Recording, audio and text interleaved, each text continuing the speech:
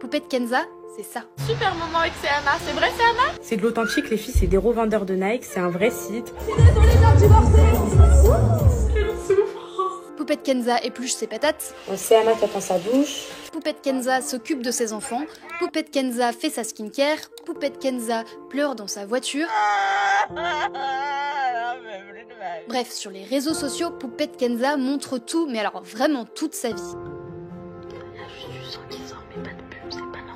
Et ça fascine des millions d'internautes. Mais Poupette Kenza, on en a surtout beaucoup entendu parler ces derniers temps, parce qu'elle vient de faire un séjour de quelques mois derrière les barreaux. Parce que là, je vous parle d'une affaire bien louche, hein. On reviendra dessus plus tard, mais je vous parle d'hommes de main, de grenades, de raquettes. Tout ça, c'est ce que je vais vous raconter aujourd'hui. C'était l'influenceuse française la plus suivie sur Snapchat. Poupette Kenza, c'est un ovni dans le monde de l'influence. Sa notoriété commence à peu près en 2019. À ce moment-là, Poupette Kenza, qui s'appelle en réalité Kenza Benchrif, a 19 ans. Elle vit à Rouen, c'est dans cette ville qu'elle a grandi avec ses parents. Ils sont d'origine marocaine et ils divorcent quand elle a 15 ans. Alors Poupette Kenza, elle donne très peu d'interviews, donc c'est à peu près tout ce qu'on sait sur son enfance. Donc sur Snapchat, elle va ouvrir un compte et elle va commencer à faire des stories, donc à publier des petites vidéos pour raconter sa journée. Quel âge as-tu? Alors déjà, moi, il faut savoir que j'ai 19 ans. J'ai seulement 19 ans. Et elle va notamment raconter son amour naissant avec Alan. Donc Alan qui est un jeune homme qu'elle a rencontré à la fac et qui deviendra son mari en 2021. En 2020, elle donne naissance à une petite fille et en 2022, à un petit garçon. Et en fait, c'est toute cette petite famille qu'elle va mettre en scène dans ses vidéos sur Snapchat, de son réveil à son coucher. Trop bien, franchement, super. Pas de bolognaise pour mon princesse. Moi j'ai pris une escalope à la crème avec frites et salade. L'influenceuse a développé une authenticité unique. Elle filme tout de sa vie sans filtre. C'est une vraie télé-réalité à elle toute seule, et ça, les gens adorent. Elle va raconter sa dépression postpartum après la naissance de son fils, elle va confier ses doutes sur son mariage. Enfin, c'est vraiment la bonne copine qui te raconte tout. Si j'avais eu des petites sœurs, j'aurais aimé qu'on me donne tous ces conseils-là, afin que mon mariage se passe bien. Ils sont des millions à la suivre dans son quotidien, presque minute par minute, parce qu'elle peut faire jusqu'à 10 stories par heure, c'est des centaines de vidéos par jour. Sur Snapchat, son succès, il est phénoménal.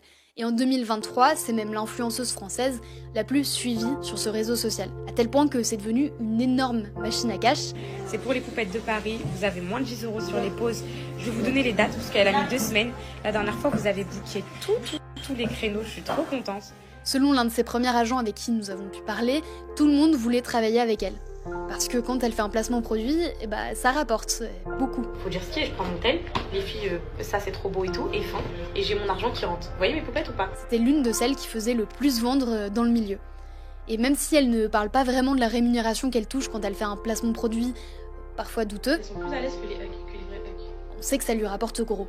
Mes poupettes, vous savez combien j'enrichis les marques, genre des 1000 commandes sur un panier à 50 €, ça fait 50 000 €. Pas un projet qui est plus rentable qu'une marque de e-commerce.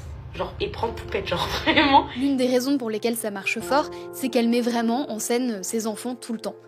Et les enfants, c'est un peu comme les vidéos de chats ou les vidéos de personnes âgées, c'est trop mignon et ça marche fort. D'ailleurs, on y reviendra plus tard sur ce sujet parce que la surexposition de ces enfants, ça a vraiment fait débat sur internet, mais aussi à l'Assemblée nationale. Dans la vraie vie aussi, elle sait faire déplacer les foules. Je suis trop contente.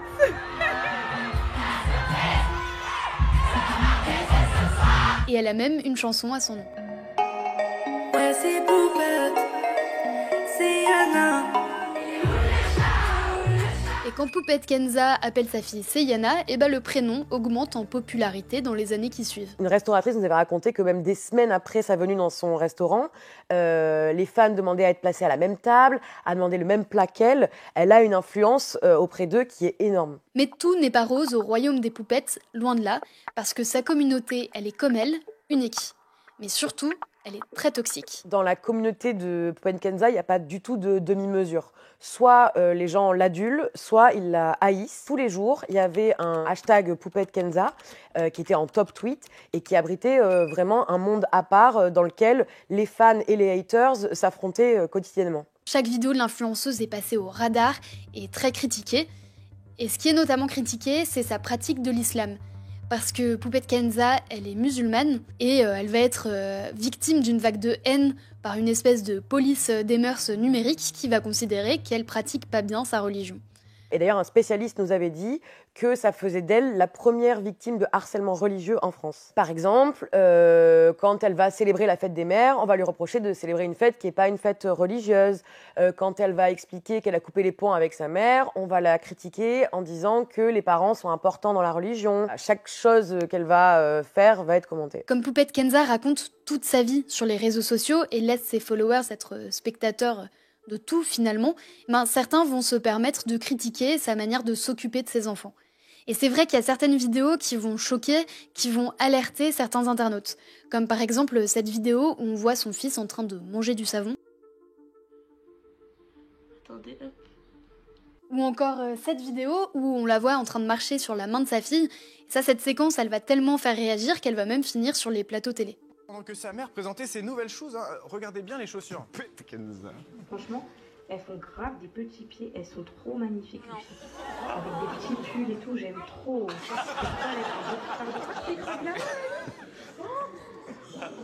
Elle écrase son môme. Dans l'émission Touche pas à mon poste, elle va se confier sur le harcèlement quotidien qu'elle dit subir. Le fait qu'on parle de nous tous les jours, toutes les minutes, si je me suis réveillée à 11h, oh là là, elle dort encore, cette feignade, enfin des trucs comme ça, t'as l'impression que t'es pas maintenant, ils sont guidés par l'humain en fait. C'est plus du tout, ça y est, t'es un robot en fait, on te guide et tu fais pour prouver. Les reproches qui lui sont faits ne restent pas que sur les réseaux sociaux, ça va plus loin. Le 18 janvier 2023, les internautes vont se donner pour mission de faire sauter son compte, et ils vont le signaler en masse. Et effectivement, Snapchat va le supprimer. Mais Poupette Kenza, elle sèche vite ses larmes parce qu'il n'y a pas que Snapchat dans la vie. Il y a aussi TikTok. TikTok, c'est l'Eldorado des influenceurs.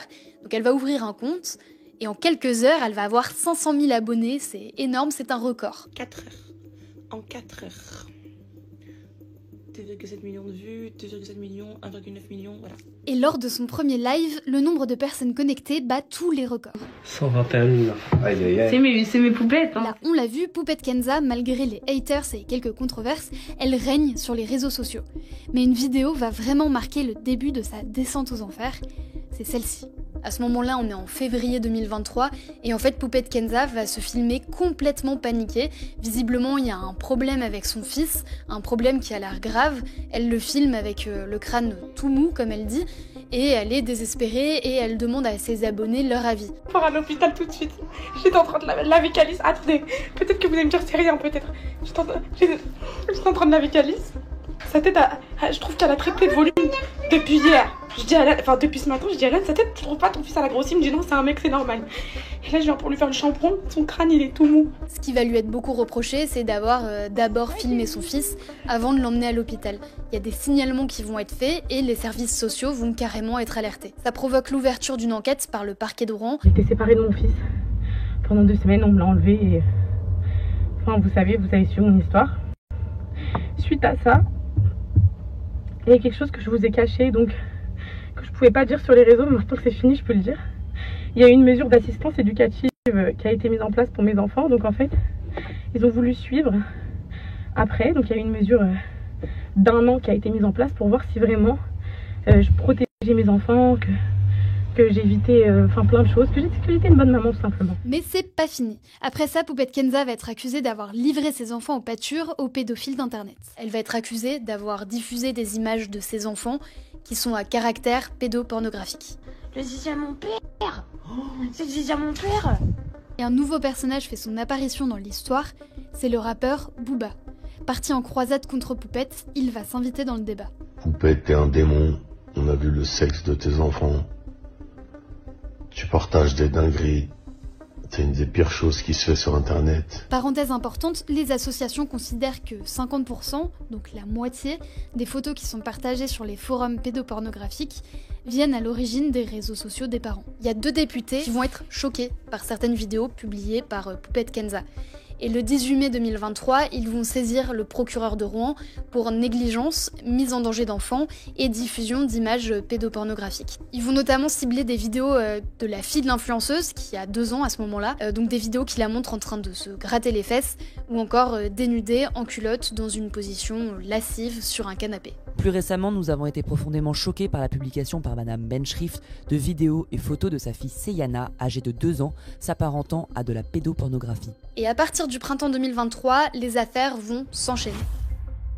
En juin 2023, elle va être accusée d'avoir détourné l'argent d'une cagnotte qui était destinée à un orphelinat. En fait, Poupette Kenza et sa cousine vont partager le lien d'une cagnotte sur les réseaux sociaux. Cette cagnotte, elle est pour l'association marocaine Atlas Kinder pour aider un orphelinat. Mais c'est pas eux qui gèrent la cagnotte. En fait, c'est une autre association qui s'appelle Belnia. Et au total, ils auraient récolté au moins 200 000 €, mais on peut pas vraiment vérifier ce chiffre. Belnia va reverser environ la moitié de l'argent récolté à Atlas Kinder. Et le reste, l'association le garde. Selon elle, le reste était en fait destiné à d'autres associations. Et une partie doit revenir aux influenceuses, donc à Poupette Kenza et à sa cousine, pour les rémunérer. Atlas Kinder, l'association qui devait recevoir la totalité de l'argent à la base, accuse donc Poupette Kenza d'avoir participé à détourner l'argent de la cagnotte. C'est bon, toi, j'ai rien fait. Moi, la seule chose que j'ai fait dans cette histoire, c'est partager un lien cotisable pour des orphelins et regarder où j'en suis. Si la gestion de l'argent par l'association Belnia reste un peu opaque, Atlas Kinder va finalement décider de ne pas poursuivre Poupette Kenza en justice parce qu'elle va estimer qu'elle va apporter la preuve que Belnia lui a donné de fausses informations et qu'elle n'est pas impliquée dans ça. Et comme chaque mois apporte son lot de drama, en août 2023, donc quelques semaines après l'histoire de la cagnotte, Poupette Kenza est à nouveau dans la tourmente. En fait, elle va expliquer qu'elle risque une amende de 50 000 € pour pratique commerciale trompeuse. Cette amende, ça concerne l'un de ses nombreux placements produits. En fait, elle va faire la pub d'un blanchisseur de dents qui est interdit à la vente en France. Et ça, forcément, ça va pas passer auprès du service de la répression des fraudes du Calvados. Quelques mois plus tard, l'amende va être confirmée et Poupette Kenza va quand même en remettre une couche et redire à ses abonnés d'aller acheter le produit. J'ai trop les nerfs. Qu'est-ce que je savais, moi? Crest, c'était interdit. Crest, c'est trop bien dans tous les cas. Ça blanchit les dents, Crest. Achetez-le, mes poupettes, n'importe où, achetez-le. Pendant quelques mois, Poupette Kenza se fait un peu plus discrète. Elle va décider de changer de vie, de mettre son harcèlement derrière elle, de mettre les dramas derrière elle, les scandales, etc. Et elle va prendre toute sa petite famille pour aller se réfugier dans le paradis des influenceurs à Dubaï. Et c'est vrai que niveau sécurité, niveau sécure, et aujourd'hui si je pars, limite c'est pour ça quoi, de la France, c'est qu'à Dubaï, c'est une sécurité hors du commun. Vraiment, je crois qu'on trouve ça nulle part, ni au Maroc, ni nulle part ailleurs. Ici, tu peux pas te faire voler un téléphone, ici, tu peux pas te faire agresser, ici, tout ça, ça n'existe pas. Du coup, ça, c'est vrai que c'est un point hyper positif, parce que voilà, en France, à un moment, je m'étais fait agresser et tout, je me suis dit, bon, voilà, si tu veux pas le côté bling, tu peux ne pas l'avoir, tu peux vivre avec un salaire normal par mois. Alors là, c'est la belle vie et tout semble être rentré dans l'ordre. Habibi, come to Dubai.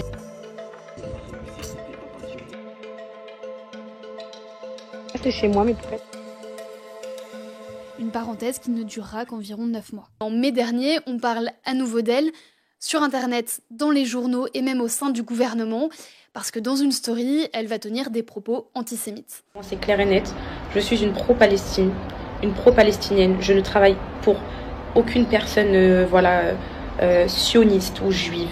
Je n'ai aucun partenaire, je n'ai aucun agent qui est juif ou quoi que ce soit. Pour vous donner le contexte, à ce moment-là, on est après le massacre du 7 octobre et le gouvernement israélien bombarde intensivement les Palestiniens à Gaza. La vidéo de Poupette Kenza, elle va provoquer un tollé et quelques heures plus tard, elle va revenir sur ses propos. Non les filles, moi j'ai rien contre les juifs, j'ai rien contre les chrétiens. Wallah, j'ai rien contre les musulmans, j'ai rien contre personne.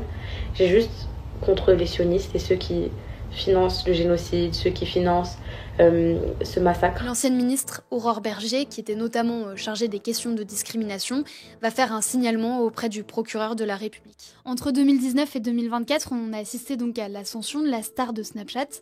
On a vu ses placements produits douteux, ses accusations de maltraitance sur enfants et d'antisémitisme, mais c'est toujours pas fini. En fait, elle est accusée d'avoir payé une personne pour récupérer 350 000 € auprès de l'une de ses anciennes connaissances. Et l'histoire, je vais vous la raconter parce qu'elle est quand même assez gratinée. Là, je vous parle d'hommes de main, d'extorsion, de grenades et d'un complot un peu bancal. Alors ça se passe quelques mois plus tôt, en février 2024, et ce jour-là, Walid et Caroline, qui ont 27 et 28 ans, emmènent comme tous les jours leur petit dernier à la crèche. Précision importante, Caroline, c'est l'ancien agent de Poupette Kenza. Il y a un individu qui va s'approcher et il va commencer à lui raconter une histoire très inquiétante, mais surtout très confuse. Donc ce qu'il raconte, c'est que lui, c'est Amadou. Il fait partie d'un cartel colombien, son fils a été assassiné. Et le père de Poupette Kenza aurait commandité l'assassinat de son fils. Donc Amadou, il a demandé 350 000 € à Poupette Kenza en réparation suite à la mort de son fils. Mais elle a refusé parce qu'elle n'avait pas l'argent à sa disposition. Et donc Amadou a tabassé Alan, le mari de Poupette Kenza. Et Poupette Kenza, désespérée, a dit à Amadou d'aller plutôt chercher l'argent auprès de Walid et Caroline. Parce que Poupette Kenza et Caroline, elles se sont quittées en très mauvais termes. Et Poupette assure qu'elle lui doit de l'argent. Et comble du hasard, elle lui doit exactement la même somme qu'elle doit à Amadou, c'est-à-dire 350 000 €. On m'a volé 350 000 €. Et au début, c'était très dur à accepter. Donc Amadou, s'il est là aujourd'hui devant la voiture de Caroline et Walid, c'est pour récupérer cette somme.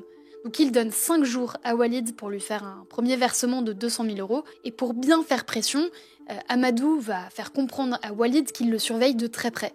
Par exemple, il va lui montrer des images de Walid avec son fils, et ces images, elles datent d'il y a quelques jours. Il va aussi lui montrer des images d'un crâne fracassé et d'un bras cassé. Bon, l'histoire, elle est un peu louche, et Caroline, elle y croit pas du tout. Donc Caroline et Walid vont déposer plainte, et les enquêteurs de la police de Rouen vont assez vite orienter leurs investigations vers Poupette Kenza et son mari Alan. L'enquête va montrer qu'Amadou s'appelle en réalité Eric Love et rien à voir avec le cartel colombien. Il est chauffeur routier, mais surtout c'est un gros bras et il a la réputation d'être un nettoyeur. C'est-à-dire que dans le milieu des célébrités, on va l'engager pour régler des petits différends de manière parfois un petit peu musclée.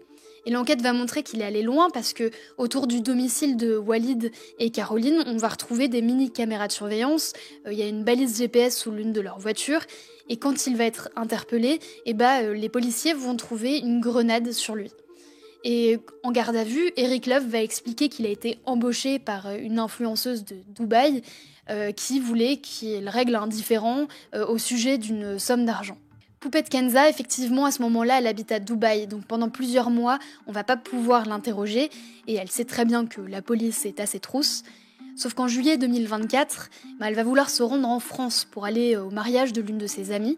Alors elle va prendre 1000 précautions, elle va prendre plusieurs avions, atterrir dans différents pays européens, et finir son trajet en voiture. Mais ça va pas empêcher la police de la retrouver et finalement elle va être arrêtée et placée en garde à vue. Kenza Benchrif, alias Poupette Kenza, est mise en examen pour tentative d'extorsion en bande organisée et association de malfaiteurs et elle est incarcérée. La prison là.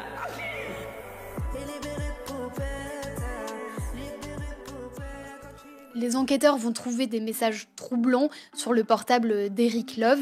En fait, sur l'application Signal, il discute avec une certaine Kenza et à cette Kenza, il va proposer 1, 2, 3, 4, 5 scénarios possibles pour récupérer une somme d'argent auprès d'une certaine Caroline. Option 1, sans leur faire de mal, ni séquestrer. Je me présente comme quoi je suis ton agent. Tu risques pas grand-chose. Option 5, je vais chercher un deuxième complice pour le noir, Walid. Et quand c'est le bon moment, on fait ce qu'on a à faire. Donc j'ai payé 25 000 € pour une pression devant une école en disant que t'es mon agent ? Quand tu prends un tel montant pour une opération, c'est pas la cliente de te dire quoi faire, non ? Frère, qui attend quoi là ? Gère-moi ça vite. Je pense avoir fait preuve d'énormément de patience. Sauf que ces messages, Poupette Kenza va expliquer qu'ils ne viennent pas d'elle et que en fait c'est son mari Alan qui en est à l'origine. Alan, lui, il est toujours à Dubaï et Poupette Kenza, elle reste en détention. Poupette Kenza est incarcérée à la maison d'arrêt de Rouen. À ce moment-là, elle est enceinte de 5 mois et donc elle n'est pas placée avec les autres détenus.